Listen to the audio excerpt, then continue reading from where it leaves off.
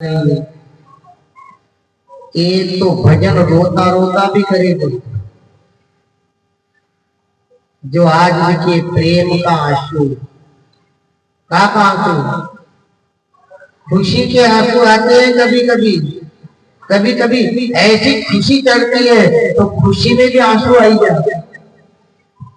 और ऐसा ऐसा आंसू आता है, संत जब गए रोने लग गई और संत ने कहा रो मत, हाथ जोड़कर बेटी आज आपने सेवा नहीं करी, हो सकी मेरे के लिए बन आशीर्वाद दिया, तू तो वरदान मांग। नहीं मांगा उसने, कह दिया तेरे गर्भ में जो बालक होगा साक्षात नारायण का अवतार, नारायण का भक्त होगा, जा। ये संत का आशीर्वाद। बोलो द्वारिकाधीश भगवान की। बोलो संत कहीं ले या नहीं, धन दौलत माया कुछ नहीं ले गए, कुछ नहीं ले गए, केवल केवल आशीर्वाद देकर गए। और इसने भक्ति करी थी और वाणी से भक्ति करी थी, न तो इसके पास न कोई धन था, न दौलत था, न कोई माया थी, केवल प्रेम।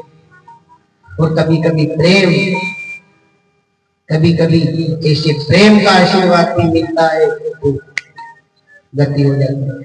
चले गए संत, तो संत ने आशीर्वाद दिया, पीड़ा दूर हुई, बालक का जन्म हुआ। नारद जी का यूं तो अवतार है, दूसरे अवतार में नारद जी आए, सनक सनंदन सनातन संत कुमार पहला में, दूसरा में नारद का अवतार हुआ है। सुन लेना, अब आ जाना बात पे। नारद जी को जैसे जन्म हुआ ऐसी भक्ति कोई माँ फिर आना, जैसे खाओ अन्न होशो हुए मन, जैसा करोगे भजन वैसी होगी। माँ कहती है बेटा तू मंदिर चली जा, तू गर्भ गीता का पाठ कर ले, तू आज कथा हो रही वहां चली जा, तू प्रसाद ले ले। सासरिया में दुख घणो देवे, सासू ननद सतावे, मारा पियरिया में एनो कही दीगो बेगा लेवा। खुद रोया था, घना रोया, घना रोई, फिर वो ऐसी ऐसी बात कह देना ताकि जल्दी मुझे लेने का। ये बंधन है, ये नर्क में हूँ यहाँ, ये नर्क मेरी माँ छुड़वा देगी, मेरे पिता छुड़वा देगी और मुझे मंदिर भेज देगी, मंदिर भेज देगी, वहां मैं गर्भ गीता सुन लूंगी, कोई ज्ञान सुन लूंगी, कोई सत्संग सुन लूंगा, तो मेरी जो आने वाली संतान है ये संतान में ज्ञान की वृद्धि होगी। आने लिए पहली बार ला लड़ाई करवाने नहीं ला,